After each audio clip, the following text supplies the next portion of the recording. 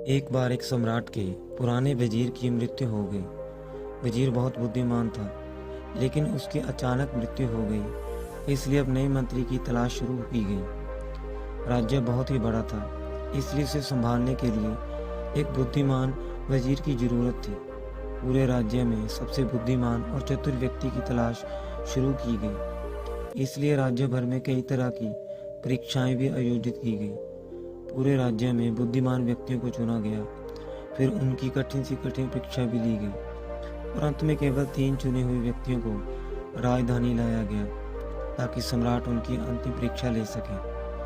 उन तीनों को एक कमरे में रखा गया और इसकी घोषणा सभा सम्राट ने की कि कल उनकी अंतिम परीक्षा ली जाएगी। जो इसमें जीत जाएगा उसे राज्य का वजीर घोषित किया जाएगा।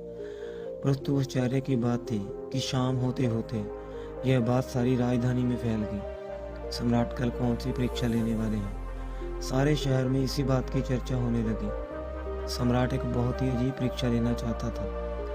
कल सुबह उन तीनों को महल के एक बड़े कमरे में बंद कर दिया जाएगा और एक बड़ा ताला लगा दिया जाएगा। उस कमरे का दरवाजा, वह ताला उस राज्य के कारीगरों, गणितज्ञों और इंजीनियर द्वारा तैयार किया गया था। उस ताले पर कोई चाबी नहीं थी, केवल कानून पर गणित के कुछ अंक लिखे हुए थे और उन अंकों में कोई पहेली छुपी हुई थी। जो उस पहेली को हल कर लेगा वही उस ताले को खोल पाएगा। धीरे धीरे यह बात उन तीनों तक पहुंच गई कि कल उन तीनों को एक कमरे में बंद कर दिया जाएगा और ताला लगा दिया जाएगा। इसकी कोई चाबी नहीं है, बस उस ताले पर गणित के कुछ नंबर खुदे हुए हैं जिसमें एक पहेली छुपी हुई है। उन तीनों में से जो भी उन नंबरों का उपयोग करके पहले हल करेगा और सबसे पहले दरवाजा खोल पाएगा और कमरे से बाहर आ जाएगा, उसे वजीर बना दिया जाएगा। यह सुनते ही तीनों में से 2 बाजार की ओर भागे और ताले के बारे में जितनी भी गणित की किताबें मिल सकती थी वो सब ले आए और उनका अध्ययन करने लगे। लेकिन तीसरी सबसे अजीब थी। वह ना तो कहीं गया और ना ही कोई किताब लाया। अंधेरा होते ही सो गया। बाकी दोनों ने सोचा कि शायद डर के मारे उसे कोई परीक्षा ना देने का निर्णय लिया है, या हो सकता है उन्हें विश्वास ही ना हो कि जो खबर हमारे सामने है वह सच है। लेकिन फिर भी उन्होंने कोई मौका नहीं छोड़ा, क्योंकि यह जीवन में एक बार मिलने वाला मौका था। वह पूरी रात जाग कर किताबें पढ़ता, तारा विज्ञान से संबंधित जो भी साहित्य था। जब सुबह हुई तो तीसरा व्यक्ति उठा। उन तीनों को सम्राट के सामने पेश किया गया। जब उन्हें पता चला कि यह अफवाह सच थी, उन तीनों को एक बड़े कमरे में बंद कर दिया गया जिसके बाहर ताला लगा हुआ था, कुछ गणित अंकों के साथ अंकित। आप तीनों में से जो भी इन अंकों में छुपी हुई पहेली को सुलझा लेगा वह दरवाजा खोल सकेगा, और जो दरवाजा खोलकर पहले मेरे पास आएगा मैं उसे वजीर बना दूंगा। मैं बाहर आप तीनों का इंतजार करूंगा। इतना कहकर बादशाह चला गया।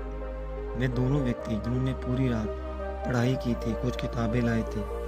दरवाजा बंद होते ही उसने अपने कपड़े में छुपी हुई उन किताबों को बाहर निकाला और ताले पर लिखे नंबरों को एक कागज के टुकड़े पर लिखकर उनका हल ढूंढने लगा। लेकिन तीसरे व्यक्ति ने कुछ नहीं किया। उसने अपनी आंखें बंद कर ली और कमरे के कोने में चुपचाप बैठ गया। उसे बैठा देखकर वे दोनों हंस पड़े और ताना मारते हुए बोले, क्या तुमने हार मान ली है? कुछ करो तो कुछ होगा। उन्हें लगा कि उसने हार मान ली है। वह डरा हुआ है और कुछ भी प्रयास नहीं करना चाहता, लेकिन उसके मन में शांति थी, स्थिरता उसकी आंखों में झलक रही थी। वह परेशान नहीं लग रहा था, बैठा हुआ था। तभी अचानक उसे कुछ सूझा।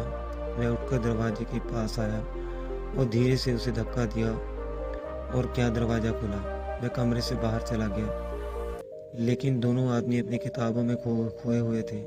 उन्हें पता ही नहीं चला कि तीसरा कमरे से बाहर चला गया है। उन्हें तब पता चला जब सम्राट तीसरे व्यक्ति के साथ अंदर आए और कहा, अपनी ये किताबें बंद करो, जिससे बाहर जाना है वह तो बाहर जा चुका है। यह देखकर वह दोनों दंग रह गए और पूछा, तुम बाहर कैसे निकले?